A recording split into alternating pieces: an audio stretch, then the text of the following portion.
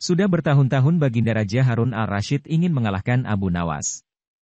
Namun perangkap-perangkap yang selama ini dibuat, semua bisa diatasi dengan cara-cara yang cemerlang oleh Abu Nawas. Baginda Raja tidak putus asa. Masih ada puluhan jaring muslihat yang telah disiapkannya untuk menjerat dan menghukum Abu Nawas. Baginda Raja beserta para menteri sering mengunjungi tempat pemandian air hangat yang hanya dikunjungi para pangeran, bangsawan dan orang-orang terkenal. Suatu sore yang cerah ketika Baginda Raja beserta para menterinya berendam di kolam, beliau berkata kepada para menterinya, "Aku punya akal untuk menjebak Abu Nawas," kata Baginda Raja dengan wajah yang ceria. "Apakah itu wahai Paduka yang mulia?" tanya salah seorang menteri. "Kalian tak usah tahu dulu. Aku hanya ingin kalian datang lebih dini besok sore. Jangan lupa. Datanglah besok sebelum Abu Nawas datang karena aku akan mengundangnya untuk mandi bersama-sama kita," kata Baginda Raja memberi pengarahan. Baginda Raja memang sengaja tidak menyebutkan tipuan apa yang akan digelar besok.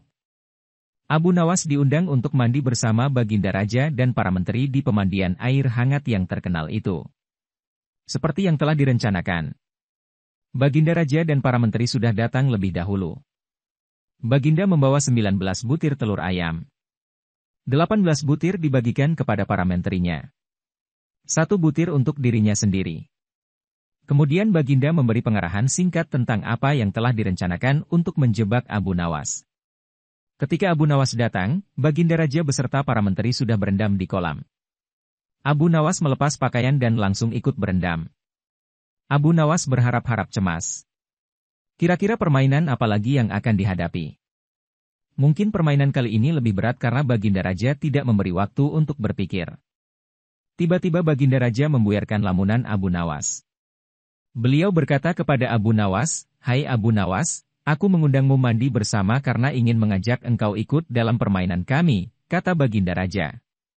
"Permainan apakah itu Paduka yang mulia?" tanya Abu Nawas belum mengerti. "Kita sekali-kali melakukan sesuatu yang secara alami hanya bisa dilakukan oleh binatang. Sebagai manusia kita harus bisa melakukannya dengan cara kita masing-masing," kata Baginda sambil tersenyum.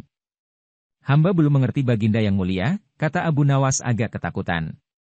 "Masing-masing dari kita harus bisa bertelur seperti ayam dan barang siapa yang tidak bisa bertelur maka ia harus dihukum," kata Baginda Raja. Abu Nawas tidak berkata apa-apa. Wajahnya nampak murung. Ia semakin yakin dirinya tak akan bisa lolos dari lubang jebakan Baginda dengan mudah. Melihat wajah Abu Nawas murung, wajah Baginda Raja semakin berseri-seri. "Nah, sekarang apalagi yang kita tunggu? Kita menyelam lalu naik ke atas sambil menunjukkan telur kita masing-masing," perintah Baginda Raja. Baginda Raja dan para menteri mulai menyelam, kemudian naik ke atas satu persatu dengan membawa sebutir telur ayam. Abu Nawas masih di dalam kolam. Ia tentu saja tidak sempat mempersiapkan telur karena ia memang tidak tahu kalau ia diharuskan bertelur seperti ayam. Kini Abu Nawas tahu kalau Baginda Raja dan para menteri telah mempersiapkan telur masing-masing 1 butir. Karena belum ada seorang manusia pun yang bisa bertelur dan tidak akan pernah ada yang bisa. Karena dadanya mulai terasa sesak. Abu Nawas cepat-cepat muncul ke permukaan kemudian naik ke atas. Baginda Raja langsung mendekati Abu Nawas. Abu Nawas nampak tenang, bahkan ia berlaku aneh, tiba-tiba saja ia mengeluarkan suara seperti ayam jantan berkokok, keras sekali sehingga Baginda dan para menterinya merasa heran. "Ampun Tuanku yang mulia. Hamba tidak bisa bertelur seperti Baginda dan para menteri," kata Abu Nawas sambil membungkuk hormat.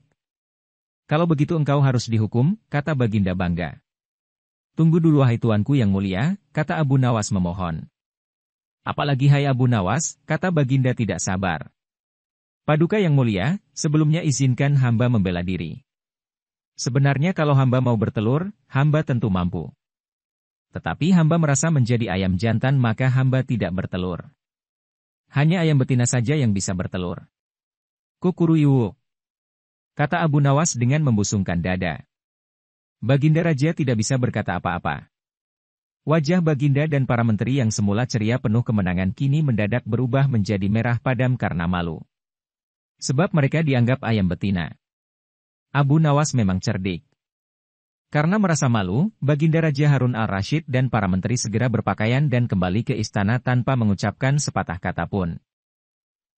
Memang Abu Nawas banyak akalnya, dan telah diakui oleh para ilmuwan sebagai ahli mantik atau ilmu logika. Gampang saja baginya untuk membolak-balikan dan mempermainkan kata-kata, guna menjatuhkan mental lawan-lawannya.